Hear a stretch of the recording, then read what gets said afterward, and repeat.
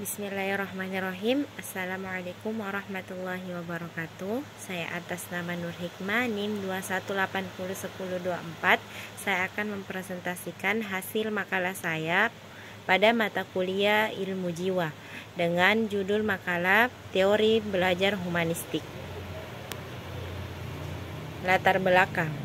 Belajar adalah suatu proses perubahan pada diri individu, yaitu perubahan tingkah laku sebagai hasil interaksi dengan lingkungannya. Perubahan sebagai hasil proses belajar dapat ditunjukkan dalam berbagai bentuk, seperti perubahan pengetahuan, sikap dan tingkah laku, keterampilan, kecakapannya, kemampuannya, daya reaksinya, dan daya penerimaannya. Proses belajar itu terjadi secara internal dan bersifat pribadi dalam diri peserta didik. Dan pembelajaran berhubungan sangat erat karena pembelajaran merupakan suatu proses yang digunakan dalam belajar. Belajar dan pembelajaran juga terjadi secara bersama-sama dan beriringan. Pembelajaran merupakan suatu aktivitas yang dengan sengaja untuk memodifikasi berbagai kondisi yang diarahkan pada tercapainya suatu tujuan, yaitu tercapainya tujuan pendidikan. Secara umum, berdasarkan orientasinya, teori tentang belajar dan pembelajaran diklasifikasikan menjadi 4, yaitu meliputi teori belajar yang berorientasi pada tingkah laku atau behavioristik, teori belajar yang berorientasi pada kemampuan kognitif atau kognitivisme, kemudian teori belajar yang berorientasi pada proses mengkonstruksi pengetahuan dan keterampilan sendiri atau disebut konstruktivisme, dan teori yang akan kami bahas dalam makalah ini ialah teori belajar yang berorientasi pada pembentukan sifat kemanusiaan atau humanisme. Adapun rumusan masalah yang akan kami bahas ada 4. Yang pertama, apa yang dimaksud teori belajar humanistik? Kemudian yang kedua, bagaimana teori belajar humanistik menurut para pakar? Ketiga, apa kelebihan dan kekurangan teori belajar humanistik? Kemudian yang keempat, bagaimana implementasi teori belajar humanistik? Pembahasan pertama yaitu definisi teori belajar humanistik.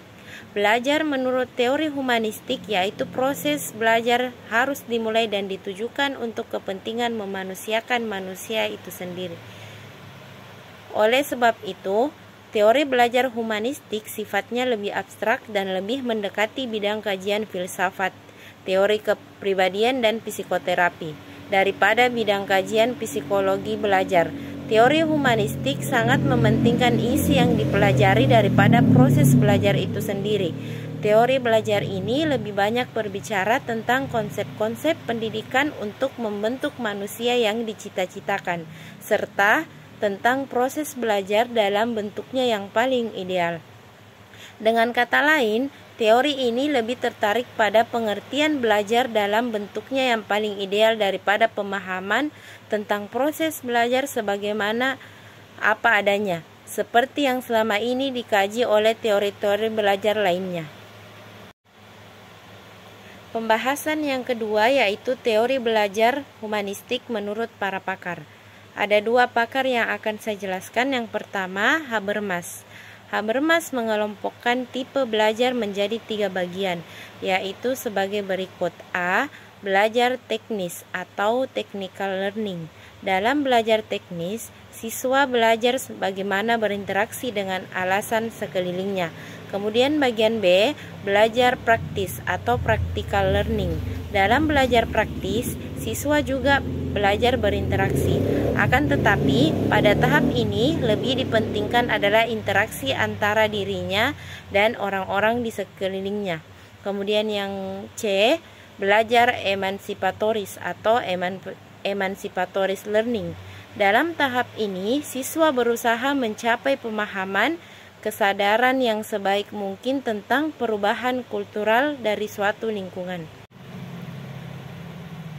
Pakar yang kedua yaitu Bloom dan Krathwohl. Bloom dan Krathwohl menunjukkan apa yang dikuasai oleh siswa yang mencakup 3 kawasan berikut ini. A. Kognitif. Kognitif terdiri dari 6 tingkatan, yaitu 1. Pengetahuan, mengingat dan menghafal. 2. Pemahaman, menginterpretasikan. 3. Aplikasi, menggunakan konsep untuk memecahkan suatu masalah. 4. Analisis, menjabarkan suatu konsep. 5. Sintesis, menggabungkan bagian-bagian konsep menjadi suatu konsep utuh. 6. Evaluasi, membandingkan nilai, ide, metode, dan sebagainya. Kemudian B. Psikomotor. Psikomotor terdiri dari 5 tingkatan, yaitu 1. Peniruan, meniru gerak. 2. Penggunaan, menggunakan konsep untuk melakukan gerak. 3. Ketetapan, melakukan gerak dengan benar. 4. Perangkaian, melakukan beberapa gerakan sekaligus dengan benar. 5. Naturalisasi, melakukan gerak secara wajar. C. Afektif. Afektif terdiri dari 5 tingkatan, yaitu 1. Pengenalan, ingin menerima, sadar akan adanya sesuatu. 2. Merespon, aktif berpartisipasi. 3. Penghargaan, menerima nilai-nilai setiap kepada nilai-nilai tertentu. 4. Pengorganisasian, menghubungkan nilai-nilai yang dipercaya. 5. Pengalaman, menjadikan nilai-nilai sebagai bagian dari pola hidup. Pembahasan yang ketiga yaitu kelebihan teori belajar humanistik. Ada 5 kelebihan teori belajar humanistik. 1. Teori humanistik lebih cocok untuk diterapkan dalam materi pelajaran yang bersifat pembentukan karakter. Kemudian yang kedua, implementasi teori humanistik lebih memprioritaskan proses daripada hasil. Oleh sebab itu, implementasi teori ini dikatakan berhasil apabila peserta didik bersemangat dalam mengikuti proses pembelajaran. Indikatornya, peserta didik bergairah dalam bersemangat dalam mengikuti proses belajar mengajar. Yang ketiga, teori humanistik mengharapkan peserta didik mampu menjadi manusia yang bebas, tidak terikat oleh pendapat siapapun, dan mengatur diri sendiri secara bertanggung jawab. Keempat, teori humanistik mensupport pendidik lebih mengenali kondisi potensi peserta didiknya. Kemudian yang kelima, teori humanistik mengedepankan aspek memanusiakan manusia dan pembentukan karakter. Karena model teori ini bersifat pengembangan diri dari berbagai aspek, mulai aspek emosional, sosial, mental, dan keterampilan. Adapun kekurangan teori belajar humanistik ada 3. Yang pertama, peserta didik kurang menyadari dan memahami akan potensi dirinya, berdampak ketinggalan dalam proses belajar. Kedua, peserta didik yang tidak aktif akan berdampak pada dirinya sendiri dalam belajar.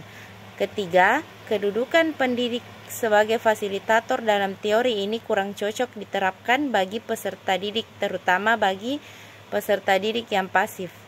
Ia akan malu dan takut bertanya kepada pendidiknya. Pembahasan yang keempat yaitu implementasi teori belajar humanistik. Aliran humanistik memandang bahwa belajar bukan sekedar pengembangan kualitas kognitif saja, melainkan juga sebagai proses yang terjadi dalam diri sendiri yang melibatkan seluruh ranah yang ada. Ranah-ranah tersebut meliputi kognitif, afektif, dan psikomotor. Dengan istilah lain, pendekatan humanistik dalam pembelajaran menekankan pentingnya emosi atau perasaan, komunikasi yang terbuka, dan nilai-nilai yang dimiliki oleh setiap peserta didik, sehingga apa yang menjadi tujuan dalam proses belajar dapat dicapai. Tidak hanya ranah kognitif semata, akan tetapi juga bagaimana peserta didik menjadi individu yang bertanggung jawab penuh terhadap lingkungannya. Pembelajaran berdasarkan teori humanistik lebih cocok untuk diaplikasikan pada materi-materi pembelajaran pembentukan karakter, hati nurani, perubahan sikap, dan analisis terhadap fenomena-fenomena sosial.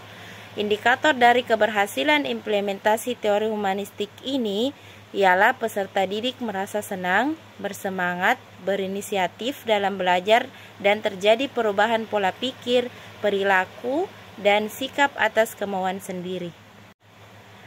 Mungkin itu saja yang bisa saya sampaikan. Kurang dan lebihnya mohon dimaafkan. Wassalamualaikum warahmatullahi wabarakatuh.